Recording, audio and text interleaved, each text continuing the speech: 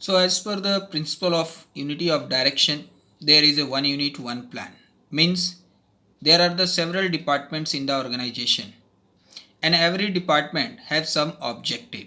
So according to this principle, everyone working in that particular department, whether working in a planning department, production department, finance department, all persons working in a particular department, they always try to achieve the objective of that particular department. And if every department achieve their objectives on time, ultimately the objective of organization will achieve. Let's see an example. If an organization is producing different line of products, cosmetic, medicine, etc., and each product had its own market and its own business environment, each division must have plan its target and every employee of that division must put his efforts towards the achievement of plan of their division under the direction of one head only.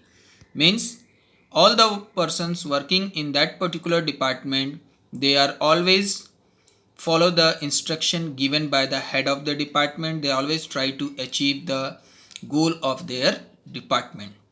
यानी कि जो भी department के अंदर काम करने वाले employees हैं, चाहे वो प्लानिंग डिपार्टमेंट का हो, चाहे प्रोडक्शन डिपार्टमेंट का हो, चाहे मार्केटिंग हो, चाहे सेल्स हो या फाइनेंस डिपार्टमेंट का हो, जितने भी पर्सन्स उस पर्टिकुलर डिपार्टमेंट में काम करते हैं, उन सब का सिर्फ एक ही उद्देश्य होना चाहिए, अपने डिपार्टमेंट के गोल को अचीव करना। और इस तरीके से जब हर डिपार्टमेंट अपना गोल अचीव करेगा तो अल्टीमेटली जा कर के हम ऑर्गेनाइजेशन कोई गोल को आसानी से अचीव कर सकते हैं। That's why it is a one unit one plan. So if a organization implement this principle or follow this principle in their organization, what will be the positive impact? The first one is achievement of organizational goal. Definitely, if all the departments are achieving their goal, individual goals, then definitely the organizational goal will achieve. And secondly, the efforts of all employees get unified towards one direction only. And this is the very important duty of the head of the department, then that they lead their employees in one direction only by providing necessary guidelines from time to time, so they will put their maximum efforts in achieving the departmental goal. Now what are the consequences or what are the effect if a particular organization not follow the principle of unity of direction? So there is a lack of coordination. Secondly, wastage of efforts and resources by working in different directions. The third one is difficulty in achieving the organizational goal, because when the employees of every department are working in different direction, then it is not possible to achieve the departmental goals along with the organizational goal. So according to this principle, everyone working in a particular department, they always try to achieve the goal of that department. Now through the case study, we are going to know or learn how we find out the principle of direction is given here. Suraj was engaged in the business of carpet making.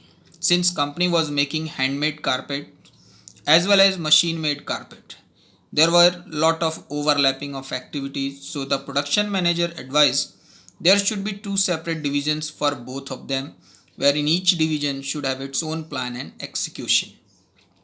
आप इस case study में देख रहे हैं कि दो तरह से कारपेट्स बनाया जा रहा है, एक हैंडमेड है, एक मशीन मेड है, और उनके बीच में डिपार्टमेंट्स में कोई डिफरेंस नहीं है, एक ही एक्टिविटीज़ बार बार हो रही हैं। तो प्रोडक्शन मैनेजर ये एडवाइस करता है कि दोनों जो कारपेट बन रहे हैं from two different processes through the machines और handmade, there is a separate department. दोनों के लिए अलग डिपार्टमेंट होना चाहिए और हर डिपार्टमेंट का अपना गोल होना चाहिए, अपना प्लान होना चाहिए। सो identify the principle of management insisted by production manager. So this is a unity of direction, means there is a separate department for separate activities, and all the person working in that particular department, they always try to achieve the goal of that particular department.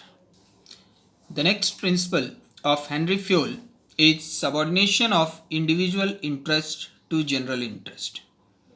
According to this principle, the interest of organization must supersede the interest of individuals or employees. Means कि जो organisation का interest है, जो organisation का गोल है, वो हमारे individual गोल से हमेशा आगे रहता है. I have already discussed with you, unless and until we have achieved the organizational goal, our personal goal will not achieve. So manager must try to reconcile individual interest with organizational interest, and if it is not possible, then individual goal must be sacrificed for achieving organizational goal. यानी कि हमारा personal interest और organisation का interest दोनों एक साथ चलना चाहिए, और ज़रूरत पड़ी तो हमें अपने इंडिविजुअल गोल्स को सेक्रीफाइस करना पड़ेगा ऑर्गेनाइजेशन के गोल को अचीव करने के लिए. Managers must take all decision in the organization by giving priority to organizational interest and not his personal interest. The manager can ensure this by his exemplary behavior, by not misusing his authority for personal favor. और हमेशा चाहिए कि जो भी manager है वो अपने power का मिसयूज ना करे अपने पर्सनल इंटरेस्ट को अचीव करने के लिए. They always try to achieve the organizational goal, and always keep in mind that the organizational goal always supersedes the interest of individuals or employees. You see an example here. One of the manager who is valuable for business may demand for much higher salary. Company may not agree to his demand as it will harm the interest of all others.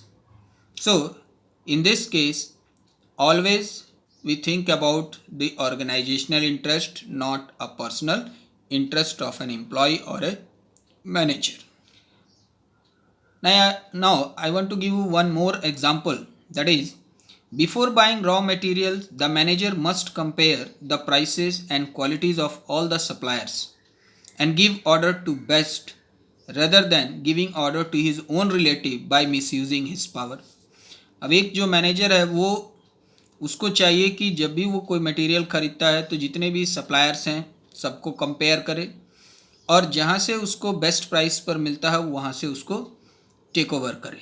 लेकिन manager जो है अपनी personal authority, जो अपनी authority है उसका misuse करके वो सारा मटेरियल अपने एक रिलेटिव से ख़रीदता है.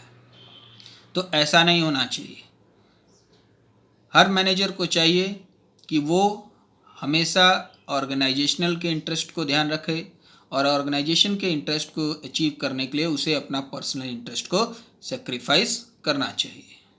So what will be the positive effect if this principle is applied in the organization?